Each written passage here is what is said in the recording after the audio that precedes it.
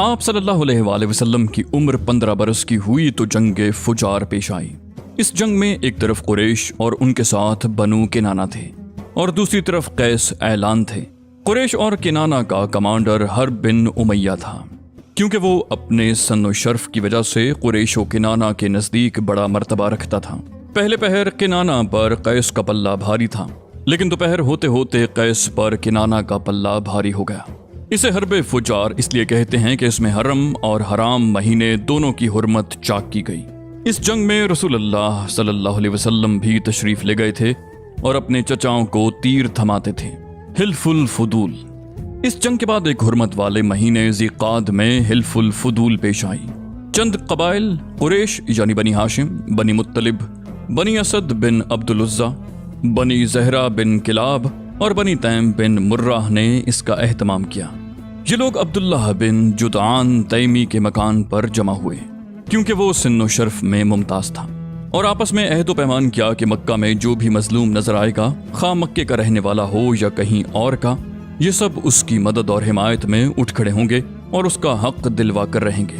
اس اجتماع میں رسول اللہ صلی اللہ علیہ وسلم بھی تشریف فرما تھے، اور بعد میں شرف رسالت سے مشرف ہونے کے بعد فرمایا کرتے تھے، میں عبداللہ بن جدعان کے مکان پر ایک ایسے معاہدے میں شریک تھا کہ مجھے اس کے عوض سرخ اونٹ بھی پسند نہیں، اور اگر دور اسلام میں اس عہد و پیمان کے لیے مجھے بلایا جاتا تو میں لبیک کہتا۔ اس معاہدے کی روح عصبیت کی تہ سے اٹھنے والی جاہلی حمیت کے منافی تھی۔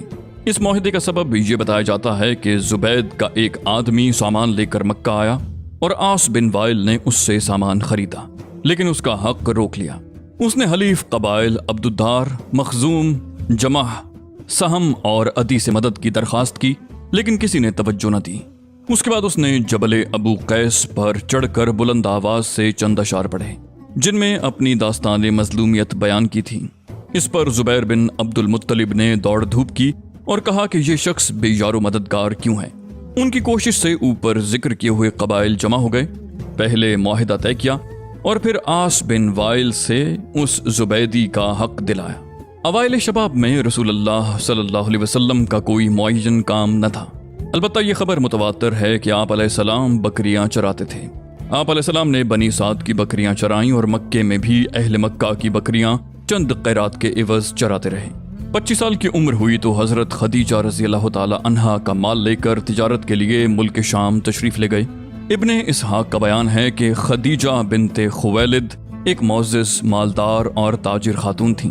لوگوں کو اپنا مال تجارت کے لیے دیتی اور مداربت کے اصول پر ایک حصہ طے کر لیتی۔ پورا قبیلہ قریش ہی تاجر پیشہ تھا۔ جب انہیں رسول اللہ صلی اللہ علیہ وسلم کی راست گوئی، امانت اور مکارم اخلاق کا علم ہوا تو انہوں نے ایک پیغام کے ذریعے پیشکش کی کہ آپ ان کا مال لے کر تجارت کے لیے ان کے غلام میسرہ کے ساتھ ملک شام تشریف لے جائیں۔ وہ دوسرے تاجروں کو جو کچھ دیتی ہیں اس سے بہتر اجرت آپ کو دیں گی۔ آپ نے یہ پیشکش قبول کر لی اور ان کا مال لے کر ان کے غلام میسرہ کے ساتھ ملک شام تشریف لے گئے۔ جب آپ علیہ السلام مکہ واپس تشریف لائے اور حضرت خدیجہ رضی اللہ تعالی عنہا نے اپنے مال میں ایسی امانت اور برکت دیکھی جو اس سے پہلے کبھی نہ دیکھی تھی، اور ادھر ان کے غلام میسرہ نے آپ علیہ السلام کے شیریں اخلاق، بلند پایا کردار، موزوں انداز فکر، راست گوئی اور امانت دارانہ طور طریق کے متعلق اپنے مشاہدات بیان کیے، تو حضرت خدیجہ رضی اللہ عنہا کو اپنا گمگشتہ گوہر مطلوب دستیاب ہو گیا۔ اس سے پہلے بڑے بڑے سردار اور رئیس ان سے شادی کے خواہاں تھے، لیکن انہوں نے کسی کا پیغام منظور نہ کیا تھا۔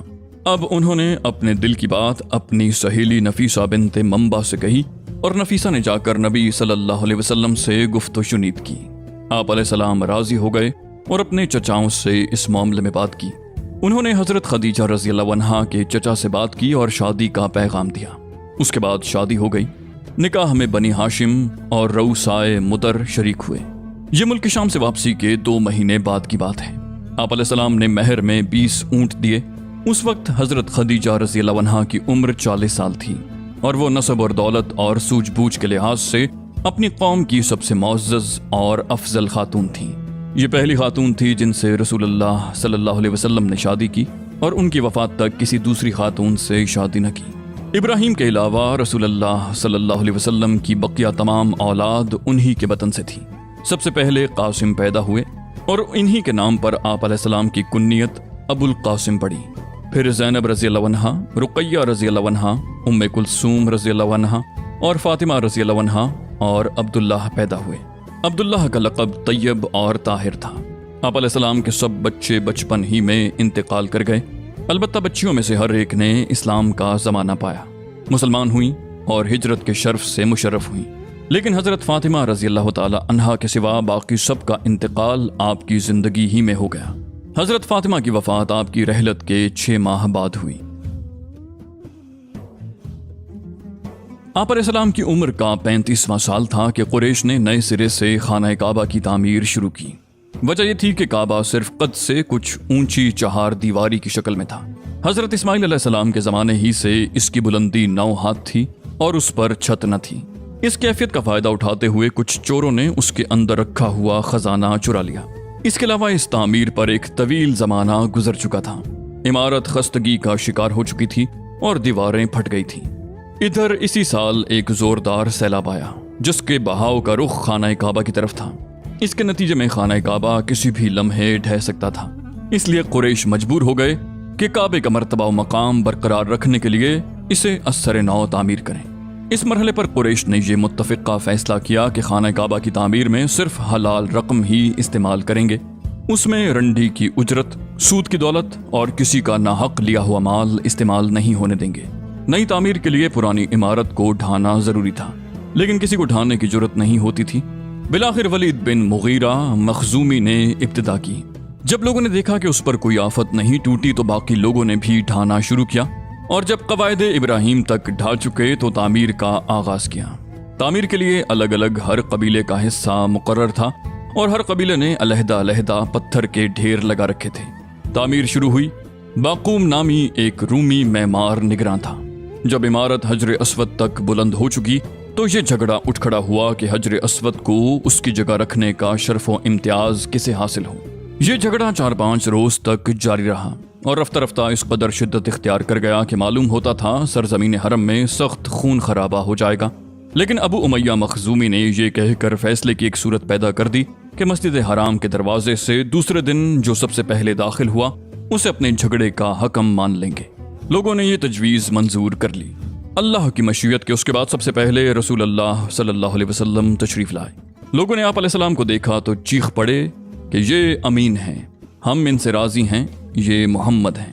پھر جب آپ ان کے قریب پہنچے اور انہوں نے آپ علیہ السلام کو معاملے کی تفصیل بتائی تو آپ علیہ السلام نے ایک چادر طلب کی، بیچ میں حجر اسود رکھا اور متنازع قبائل کے سرداروں سے کہا کہ آپ سب چادر کا کنارہ پکڑ کر اوپر اٹھائیں۔ انہوں نے ایسے ہی کیا۔ جب چادر حجر اسود کے مقام تک پہنچ گئی تو آپ نے اپنے دست مبارک سے حجر اسود کو اس کی مقررہ جگہ پر رکھ دیا۔ یہ بڑا معقول فیصلہ تھا، اس پر ساری قوم راضی ہو گئی۔ ادھر قریش کے پاس مال حلال کی کمی پڑ گئی، اس لیے انہوں نے شمال کی طرف سے کعبہ کی لمبائی تقریباً 6 ہاتھ کم کر دی۔ یہی ٹکڑا ہجر اور حتیم کہلاتا ہے۔ اس دفعہ قریش نے کعبے کا دروازہ زمین سے خاصا بلند کر دیا تاکہ اس میں وہی شخص داخل ہو سکے جسے وہ اجازت دیں۔ جب دیواریں 15 ہاتھ بلند ہو گئیں تو اندر 6 ستون کھڑے کر کے اوپر سے چھت ڈال دی گئی اور کعبہ اپنی تکمیل کے بعد قریب قریب چوکور شکل کا ہو گیا۔ اب خانہ کعبہ کی بلندی 15 میٹر ہے۔ حجر اسود والی دیوار اور اس کے سامنے کی دیوار یعنی جنوبی اور شمالی دیواریں 10-10 میٹر ہیں۔ حجر اسود مطاف کی زمین سے 1.5 میٹر کی بلندی پر ہے۔ دروازے والی دیوار اور اس کے سامنے کی دیوار یعنی پورب اور پچھم کی دیواریں 12-12 میٹر ہیں۔ دروازہ زمین سے 2 میٹر بلند ہے۔ دیوار کے گرد نیچے ہر 4 جانب سے ایک بڑے ہوئے کرسی نما ضلع کا گھیرا ہے جس کی اوسط اونچائی 25 سینٹی میٹر اور اوسط چوڑائی 30 سینٹی میٹر ہے۔ یہ بھی دراصل بیت اللہ کا جزو ہے لیکن قریش نے اسے بھی چھوڑ دیا تھا۔ نبوت سے پہلے کی اجمالی سیرت۔ نبی صلی اللہ علیہ وسلم کا وجود ان تمام خوبیوں اور کمالات کا جامع تھا جو متفرق طور پر لوگوں کے مختلف طبقات میں پائے جاتے ہیں۔ آپ علیہ السلام اصابت فکر، دوربینی اور حق پسندی کا بلند مینار تھے۔ آپ علیہ السلام کو حسن فراست، پختگی فکر اور وسیلہ و مقصد کی درستگی سے حظ وافر عطا ہوا تھا۔ آپ علیہ السلام اپنی طویل خاموشی سے مسلسل غور و خوض، دائمی تفکیر اور حق کی کرید میں مدد لیتے۔ آپ علیہ السلام نے اپنی شاداب عقل اور روشن فطرت سے زندگی کے صحیفے، لوگوں کے معاملات اور جماعتوں کے احوال کا مطالعہ کیا और जिन खराफात में ये सब लथपथ थीं उनसे सख्त बेजारी महसूस की। चुनाचे आप अलैहिस्सलाम ने उन सब से दामन कश रहते हुए पूरी बसीरत के साथ लोगों के दरमियान जिंदगी का सफर तय किया, यानी लोगों का जो काम अच्छा होता उसमें शिरकत फरमाते, वरना अपनी मुकर्रा तन्हाई की तरफ पलट जाते। चुनाचे आप अलैहिस्सलाम ने शराब को कभी मुंह न लगाया, आस्तानों का ज़बीहा न खाया और बुतों के लिए मनाए जाने वाले त्योहारों और मेलों ठेलों में कभी शिरकत न की। आप अलैहिस्सलाम को शुरू से ही इन बातिल माबूदों से इतनी नफरत थी कि इनसे बढ़कर आपकी नज़र में कोई चीज़ मबगूज न थी। हत्ता कि लात उज़्ज़ा की कसम सुनना भी आप गवारा न करते। इसमें शुबा नहीं कि तकदीर ने आप पर हिफाजत का साया डाल रखा था। चुनांचे जब बाज़ दुनियावी तमत्तुआत के हुसूल के लिए नफ्स के जज्बात मुतहर्रक हुए या बाज़ नापसंदीदा रस्म व रिवाज की पैरवी पर तबीयत आमादा हुई तो इनायत रब्बानी दखील होकर रुकावट बन गई। इब्ने असीर की एक रिवायत है कि रसूलुल्लाह सल्लल्लाहु अलैहि वसल्लम ने फरमाया, अहले जाहिलियत जो काम करते थे मुझे 2 दफ़ा के अलावा कभी उनका ख्याल नहीं गुजरा, लेकिन इन दोनों में से भी हर दफ़ा अल्लाह ताला ने मेरे और उस काम के दरमियान रुकावट डाल दी। उसके बाद फिर कभी मुझे उसका ख्याल न गुजरा, यहाँ तक कि अल्लाह ने मुझे अपनी पैगंबरी से मुशर्रफ फरमा दिया। हुआ यह कि जो लड़का बालाई मक्का हमें मेरे साथ बकरियां चराया करता था, उससे एक रात मैंने कहा, क्यों ना तुम मेरी बकरियां देखो और मैं मक्का जाकर दूसरे जवानों की तरह वहां की शबाना किस्सा गोई की महफिल में शिरकत करूं। उसने कहा ठीक है। उसके बाद मैं निकला और अभी मक्का के पहले ही घर के पास पहुंचा था कि बाजे की आवाज सुनाई पड़ी। मैंने दरियाफ्त किया कि क्या है। लोगों ने बताया फुलां की फुलां से शादी है। मैं सुनने बैठ गया और अल्लाह ने मेरा कान बंद कर दिया और मैं सो गया। फिर सूरज की तमाज़त ही से मेरी आंख खुली और मैं अपने साथी के पास वापस चला गया। उसके पूछने पर मैंने तफसीलात बताई। उसके बाद एक रात फिर मैंने यही बात कही और मक्का पहुंचा तो फिर उसी रात की तरह का वाकया पेश आया और उसके बाद फिर कभी गलत इरादा न हुआ। सही बुखारी में हज़रत जाबिर बिन अब्दुल्लाह से मरवी है कि जब खाना काबा तामीर किया गया तो नबी सल्लल्लाहु अलैहि वसल्लम और हज़रत अब्बास रज़ियल्लाहु अन्हु पत्थर ढो रहे थे। हज़रत अब्बास रज़ियल्लाहु अन्हु ने नबी सल्लल्लाहु अलैहि वसल्लम से कहा, अपना तहबंद अपने कंधे पर रख लो, पत्थर से हिफाजत रहेगी। लेकिन जो ही आप अलैहिस्सलाम ने ऐसा किया, आप अलैहिस्सलाम जमीन पर जा गिरे, निगाहें आसमान की तरफ उठ गईं। अफाका होते ही आवाज लगाई, मेरा तहबंद, मेरा तहबंद, और आपका तहबंद आपको बांध दिया गया।